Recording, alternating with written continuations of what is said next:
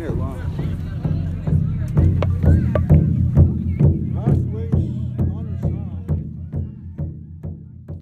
Pathways on our song.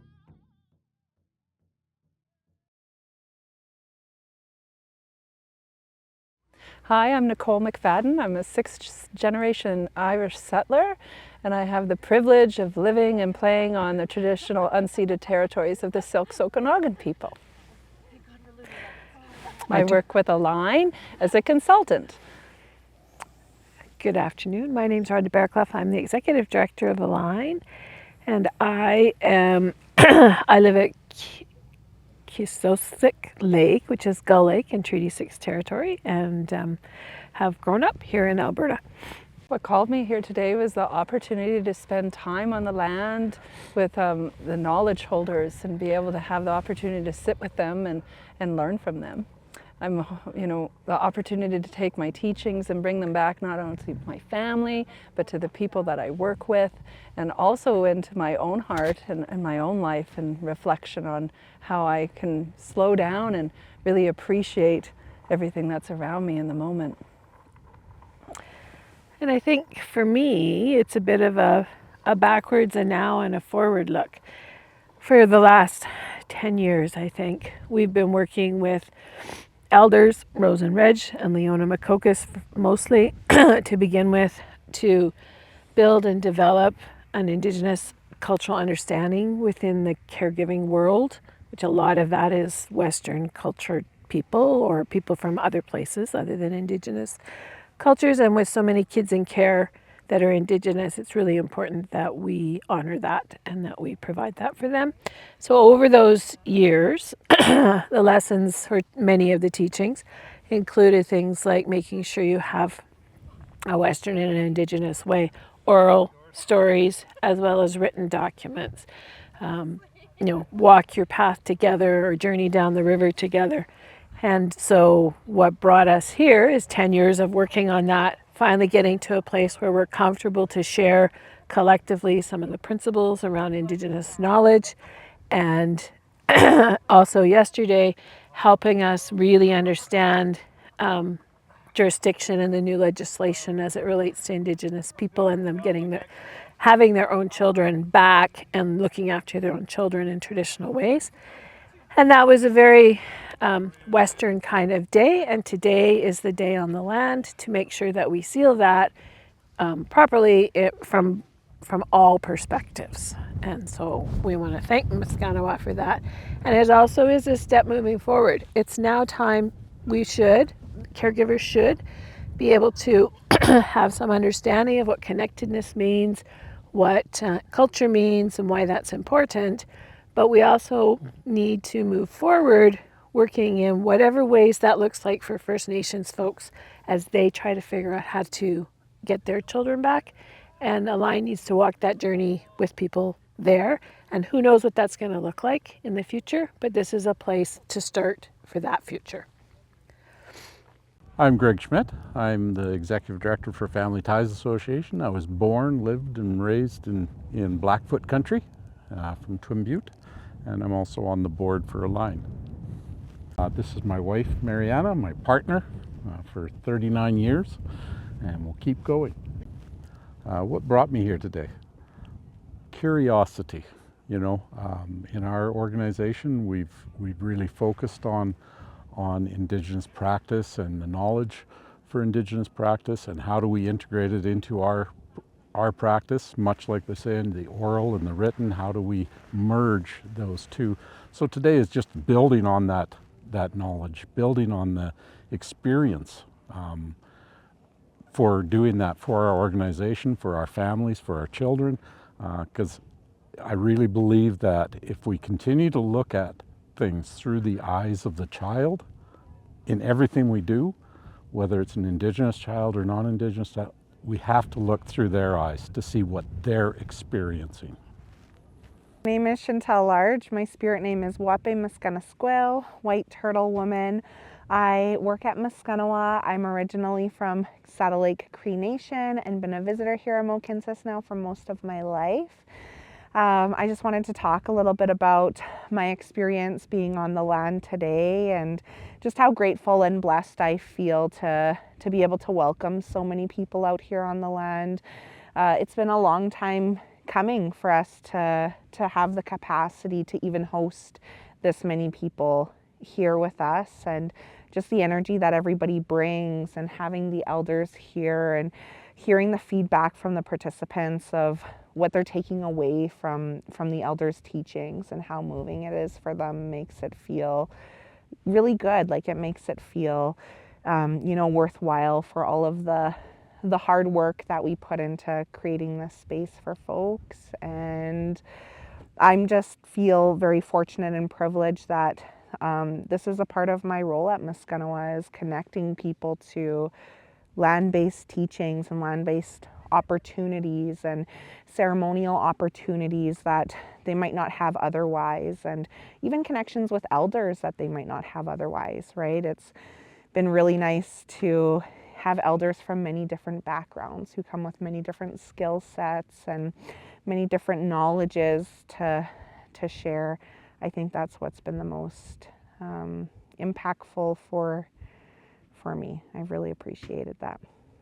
I think, for me personally, making relatives is important because I'm also a visitor to this land, right? This is not where my family is originally from, and now I have children in this land who are very connected to this land, so I'll be here forever. But because I'm a visitor, it feels extra important to me. It feels like I have a responsibility to be a good visitor. And a part of that is making relatives, right? And I think, we're so much stronger when we are able to work together and do things together. So that's what making relatives means to me. It means coming together for a common goal or common good or knowledge sharing, and making it so that we can provide the best opportunities that we can for the children and youth and families that we serve. So I'm Christine McTaggart. I work at Family Ties in Lethbridge. I am from White Bear First Nations in Southeast Saskatchewan. And I'm very honored to be here today. I think the first question was, what does it mean to me to make relatives? I think my experience this last couple days was amazing because there was a few people, one lady who was from my grandma's reserve, Cactuasahow, which my grandma's passed away, so it was like really neat to hear somebody that was from where she come from, and it just made me feel like she was here with me. Sorry. And then I had a teaching with, he's Nakota, and that's part of my grandpa's reserve. And so just feeling the connectedness and being able to hear that everybody was here for the same reason, and we all came from somewhere far and everyone came together, and it was really neat to just experience it together and hear that we can all be from somewhere different and all have the same intentions and want what's best for our children. And it was just a really neat experience. My name is Adrienne Dixon. I'm a family support counselor at Woods Homes in Lethbridge. What called me here today was I was so honored to be given the opportunity to participate in something that has been going on here on the land that I live and work on for thousands of years and still is, and to see that these cultural practices are still alive and maybe even having a resurgence thanks to the work of people in the fields that I am proud to share work with them. So I'm glad to learn ways that I can help my clients find the right people to point them in the direction so they can have experiences like this as well. My name is Carmen Madej. I work for Align. I'm their bookkeeper and help with events. Well, work was the main reason, but when I heard about it, I wanted to check it out because I am ignorant in a lot of the culture, and I'd like to learn about it. And I had a session with Reg, and it was the stuff he was saying and the how he said it clicked, right? Like you could see the parallels and how they want to work parallels between Western, right? Yeah, it was very informative, very, moving, right? Spoke to your heart, which I think this whole culture is all about. I think what Reg was saying is, speaking, right? The stories, the truths through smudging and stuff like that, pass that on to my family and my children, pass that on to them. I think the younger generations get it more than say, a 60 kid, born in the 60s and we only knew one way, right? And, but I think our younger generation, but they still need more education on it as well. Okay, Tanse, Hoki, Niakasenyo Singnapesis, Old Man Rock Boy, and Agukisti Pita. Agukisti Pita is my Blackfoot name that was just given to me. But I'm from Treaty 4, Cousins First Nation, and I've lived in Mohkinstsis for over 50 years. And I am the lead Escapios at Miskanawah. How is building relatives connected to our land? Aski Pamatswin. It's foundational, from an Indigenous worldview, from an Indigenous perspective. Building relatives out on the land is, it allows us to connect with each other in a different way than we would in a boardroom or a meeting room or in a concrete building. Being out on the land, I think one of the first things that happens for most people is that they ground themselves, they connect with themselves, they connect with their spirit.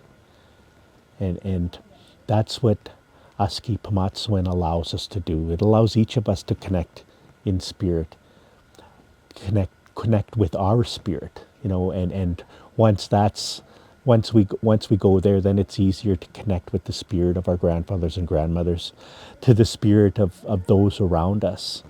And for our families, connecting to their spirit is often the first step to acknowledging their own healing journey, their own growth. And so Aski Pamatswin is, whether we're sitting in a teepee like we are now, or sitting in the sweat lodge, or just sitting in circle, doing a round dance, camping, all of those are just natural environments where people can build relatives, connect with themselves, connect with each other, connect with their spirit, and then explore some of those other needs, whatever it might be, whether people are dealing with mental health or addictions.